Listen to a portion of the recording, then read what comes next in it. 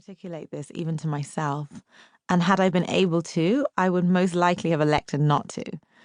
As a child, I was considered strange enough, no need for further ammunition. It was only when years later I went to university and studied African cultures that I learned about the centrality of ancestral veneration, that ancestral spirits were intentionally invoked. On my paternal side, I am Yoruba. The Yoruba are the largest ethnic group in southwestern Nigeria and the third biggest in Nigeria, Africa's most populous country. Many Yoruba were sold into slavery, particularly during the 19th century. As a result of this relatively recent wide-scale movement, many Yoruba beliefs, practices, and customs can be identified to this day throughout the New World.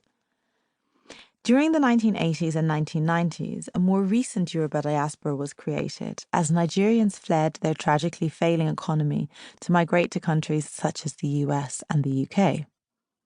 One result of colonialism was a disregard for many Yoruba beliefs. Therefore, it was only at university that I learned that traditional Yoruba concepts of time were more cyclical and of the belief that the past is not necessarily dispensed with, but is in fact in dialogue with the future. I discovered that Yoruba names such as Babatunde, father comes again, and Yetunde, mother comes again, are so common because of an indigenous belief in the transmigration of the soul. This invocation of the past, like the Ghanaian philosophical concept Sankofa, which urges us to take from the past to design a better future, does not limit progress or place emphasis on doing things the old way.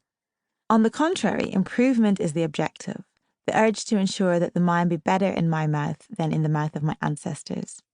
It is believed that our successes are our great successes too. Finally, I could locate my experiences in a belief system where they made perfect sense. Received Western wisdom routinely denigrates African history.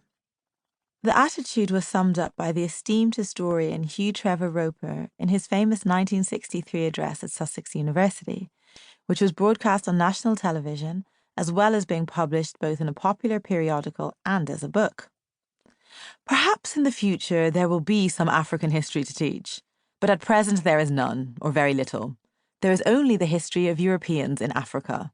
The rest is largely darkness, like the history of pre-European, pre-Columbian America. And darkness is not a subject for history. Assessed through a biased Eurocentric framework, perhaps this is the case. Yet, if we shift the optic, we begin to realise, in the words of Nigerian Nobel laureate Wole Soyinka, that the darkness so readily attributed to the dark continent may yet prove to be nothing but the willful cataract in the eye of the beholder. And in banishing that darkness, I am far more interested in how African peoples understood themselves and their cultures, in examining their methods for telling and documenting their lives, than I am in attempting to situate them through a European lens that proposes universality but is inherently culturally specific.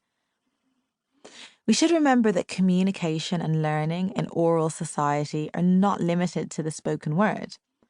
Complex non-verbal languages are part of the milieu. Take, for example, the bata, or talking drum, as it is translated into English. Echoing the tonal patterns of Yoruba, the bata literally speaks.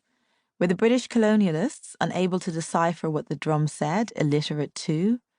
Or is the term one we only apply to primitive peoples? The Anglo-Ghanaian philosopher Kwame Anthony Appiah describes African hairstyling as a subtle interplay of the sociological and the aesthetic.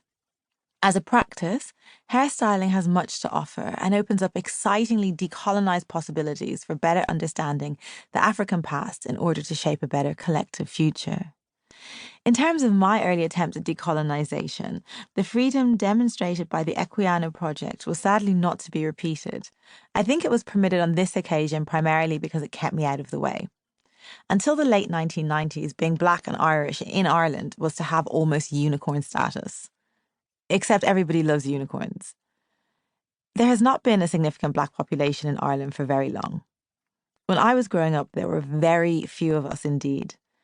Many mixed-race people I met, certainly those who were any older than me, had grown up in institutions.